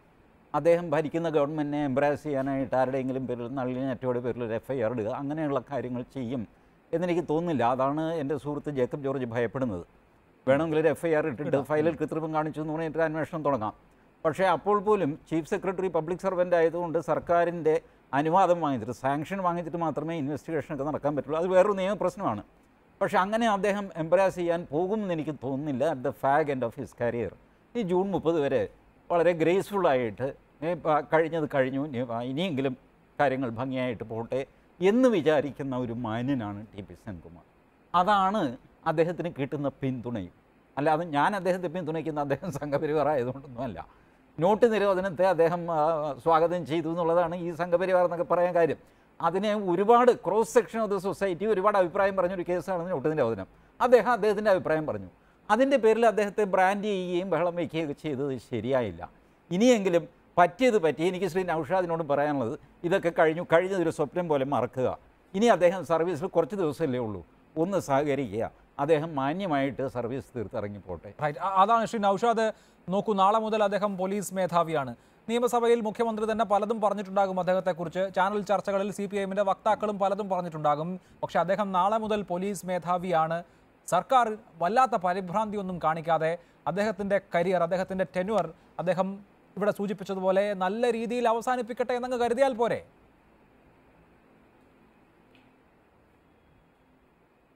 അല്ല, ഇത് നിങ്ങൾ എന്താണ് ഇത് പറയുന്നത്? ഈ പറയുന്നത് കേട്ട് കഴിഞ്ഞാൽ സെൻകുമാർ സർക്കാരിന് ഒരു ഉദ്യോഗസ്ഥൻ മാത്രമാണ്, ഒരു പിന്നെ പോലീസിന്റെ മേധാവിയായി മാത്രമേ ഇരിക്കുന്നുള്ളൂ. ഈ നിങ്ങൾ പറഞ്ഞ എന്താ ഏറ്റുമുട്ടാൻ? എന്താ ജനങ്ങളെ ഏൽപ്പിച്ചിട്ടുള്ള ഉത്തരവാദിത്തം കൃത്യമായി നിർവഹിക്കാനൊക്കെ ആംബിയറുള്ള ഭരണാധികാരികൾ തന്നെയാണ് ഇവിടെ ഉള്ളത്. അതൊക്കെ ആ തരത്തിൽ കൈകാര്യം ചെയ്യും. ഞങ്ങൾ പിന്നെ കോടതി ഉത്തരവ് വന്ന് ഞങ്ങൾക്ക് ആരോടും വിദ്വേഷമൊന്നുമില്ല. ഒരു വിദ്വേഷത്തിന്റെയും അടിസ്ഥാനത്തിലല്ല, ഭരണപരമായ ഒരു നടപടിക്രമത്തിന്റെ അടിസ്ഥാനത്തിലാണ് അദ്ദേഹത്തെ മാറ്റിയത്. സുപ്രീം കോടതി അദ്ദേഹത്തെ പുനർനിയമിക്കണമെന്ന് പറഞ്ഞു, നിയമിച്ചു. പിന്നെ ഇതിനെല്ലാം ചീള് കേസായി കാണുന്ന മോഹൻദാസ് സാറിനെ പോലുള്ളവർ ഈ ചീള് കേസിന്റെയൊക്കെ കാര്യത്തിൽ എന്തിനാ സാറ് ഈ സമയം മെനക്കെടുത്തി വന്നിരുന്ന് ചർച്ച ചെയ്യാനായിട്ട് ഇപ്പൊ എന്ന് മെനക്കെടുന്നത്?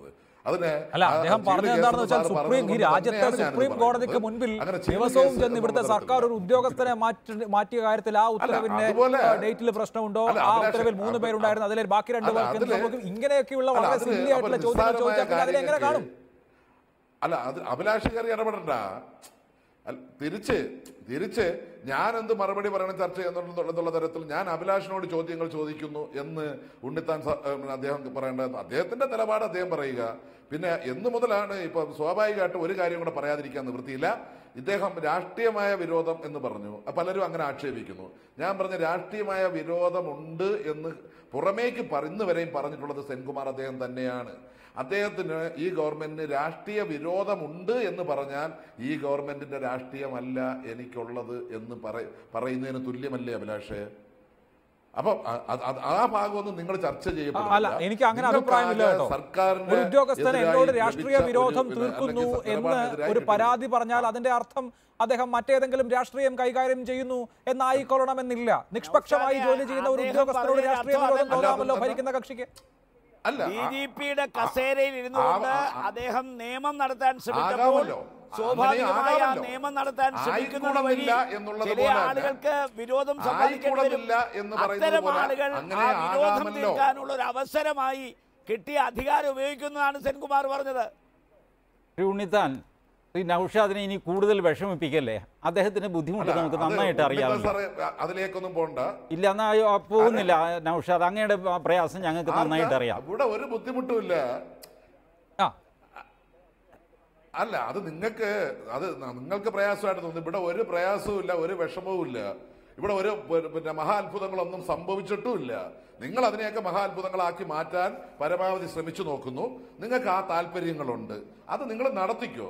എന്തായാലും നല്ല കാര്യം. സർക്കാർ ഇതിനെ മറ്റൊരു കാര്യമാക്കാതെ ഒരു സ്വാഭാവിക നടപടിക്രമമായി കണ്ട് നാളെ മുതൽ DGP അദ്ദേഹം പോലീസ് മേധാവി എന്നുള്ള നിലയിൽ പ്രവർത്തിക്കുമ്പോൾ മറ്റ് തരത്തിലുള്ള പരിഭ്രാന്തികളൊന്നുമില്ലാതെ അങ്ങേയറ്റത്തെ സ്വാഭാവികതയിൽ അദ്ദേഹത്തിന്റെ കാലാവധി തീരും വരെ അദ്ദേഹം പോലീസ് മേധാവിയായി ഇരുന്നാൽ മറ്റൊരു പ്രശ്നവും ആർക്കും തോന്നുകയുമില്ല. വളരെ നന്ദി Shri M Naushad, MLA Shri Rajmohan Unnithan, Shri Jacob George, Shri TG Mohandas, advocate MC Ashi സംസാരിച്ചതിന്.